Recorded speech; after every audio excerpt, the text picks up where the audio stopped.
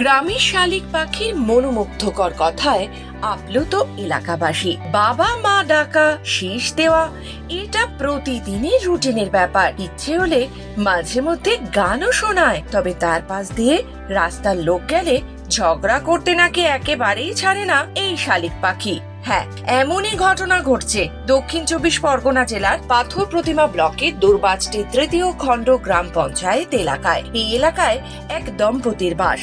১ বছর আগে ছোট্ট একটি শালিক পাখিকে রাস্তায় পড়ে থাকতে দেখে এবং তারপর বৃদ্ধা বাড়িতে নিয়ে আসে। বাড়িতে নিয়ে এসে সেবা শুশ্রূষা করে তাকে বাঁচিয়ে তোলে। পাখিটির নামও দেয় ময়না। তারপর থেকেই পাখিটি আস্তে আস্তে বড় হয়েছে এই বাড়িতে। তবে সব সময় ছাড়াই থাকে, কোথাও কোনোদিন পালিয়েই যায়নি। আর সেই পাখি এখন এদের নিজের সন্তানের মতোই বড় হচ্ছে। তাদেরকেই ডাকে বাবা মা বলে, শিশু দেয়, গানের সুর ধরে, আবার রাস্তা দিয়ে লোক গেলে তাদেরকে বকা ঝকাও করে। আর সেই পাখির কথা এখন এলাকাবাসীর মুখে মুখে। কথা বলতে পারি, ওর জ্বালায় আমরা রাস্তাঘাটে যেতেই পারি না।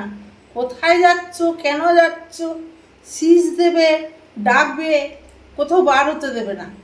ওর গান শুনলে অবাক, বাবা মা সবাইকে ডাকবে এক ধার থেকে, আবার গান করবে শীষ দিয়ে দিয়ে। ও আবার মানে ওর ইয়েটা জানতে গেলে ওকে ভালোভাবে ওকে যত্ন করে রেখে ওর কাছে বসেও সব কিছু শুনতে হবে। ওই ফার্স্টে কচি টোকা বলেছিল, তারপরে হাঁসকে ডাকি, হাঁসকে ডাকলে ওই আয় আয় করে, কচি টোকা আয় আয় আয় এরকম করে ডাকি, পাখিটা ডাকি। আর ওই এখন মা মা বলে রাখে, বাবাকে বলে দেবো, বাবাকে বলে দেবো, এরকম বলে আমি